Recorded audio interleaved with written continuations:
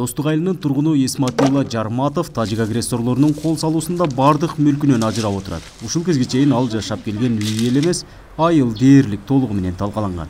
Агрессорлор колго илешкен бардык буюмдарды ташып кетишкен. Коромдун абесим күйүп кеткен. Анан үйдү ачып тоногон. Основной неме кымбат буюмдарды алганда холодильник, так, стиральный машина, автомат, ошол насостор бар эле, суу коет элем жерлериме.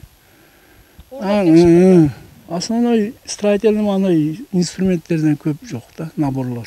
Тажик агрессорлору Баткен районундагы дагы бир Капчыгай айылында толугу менен өрттөп, турак жайларды жашоого жараксыз кылып талкалашкан. Жергиликтүүлөрдүн айтымында алгач мал мүлктөрдү тоноп, андан соң атайын өрттөшкөн. Үйдүн ичинде телевизор бар, бытовой техника, холодильниктерге чейин. Үйдө 2 тонн өрүктөрүбүз бар эле. Баарын алып чыгып тиктеп отурабыз да биз.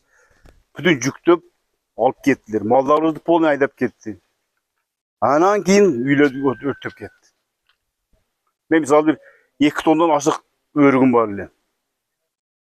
Бардым жүктөп кетти. 14 баш уюм бар эле. Министрлер кабинетинин төрагасы Акылбек Жапаров алдын ала эсептөөлөр боюнча чек ара окуясындагы чыгымдын көлөмү 8,5 миллиард сомду чапчырын айткан.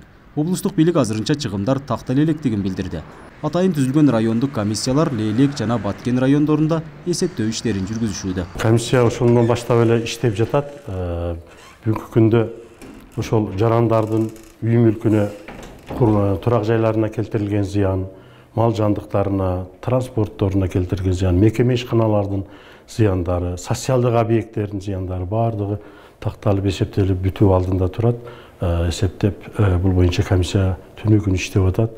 Буюрса 1-2 күндө бул иштер жыйынтыкталып калат. Учурда үй жайы толук өрттөлүп кеткен жарандарга эл тарабынан атайын эсепке которулган 312 миллион сомдун эсебинен жөлөк пулдар берилүүдө.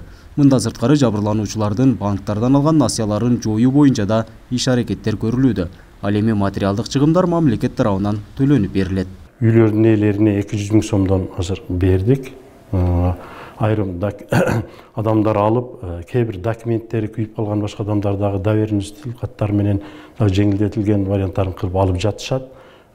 Калган чыгымдар боюнча биз комиссия жыйынтыктап облустук комиссияга беребиз. Анан тиешелүү жогорку турган органдар чечим кабыл алышат. Эскерте кетсек, тажик агрессорлору өткөн жылдын апрель айынын соңунда да кыргыз тарапка 1 миллиард 300 миллион сомдон ашуун зыян келтирген. 140 үй өрттөлүп, мектеп, бала бакчалар талкаланган. Бул жолкусунда талкаланган турак жайлар эле 661 түзүп, 8 мектеп, 2 бала бакча зыянга учураган. Нургазы Жайнаков, Регион телеканалы, Баткен облусу.